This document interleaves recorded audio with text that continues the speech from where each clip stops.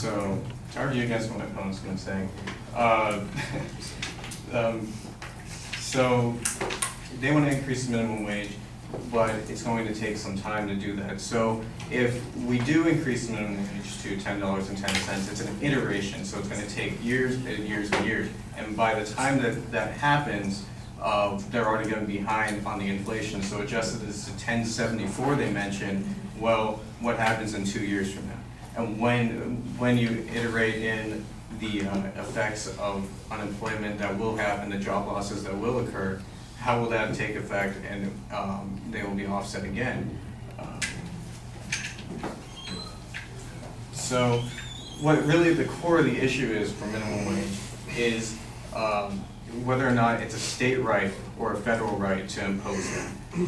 Without going into history and all of that, it depends on where you're living and what the standard of living is.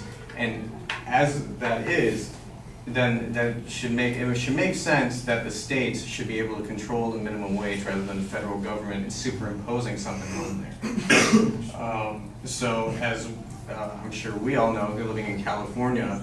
If you go to Northern California, the actual cost of living there is much higher. So even though people there might have higher jobs or higher paid jobs, they're actually making the same amount in real wages.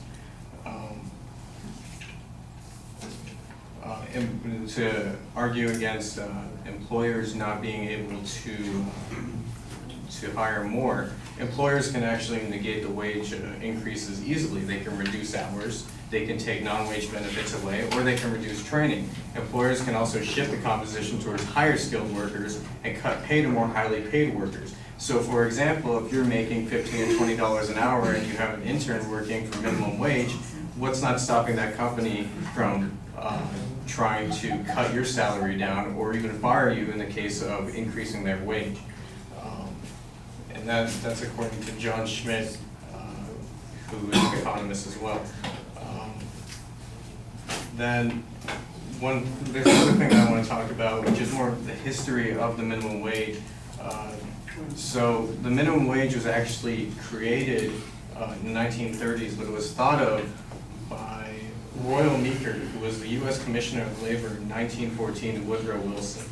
And the reasoning for the minimum wage is that he wanted to kind of form eugenics, which is kind of ridiculous now that we think about it. But he said that it's much better to enact a minimum wage law, even if it deprives those unfortunates of work, referring to the minimum wage earners.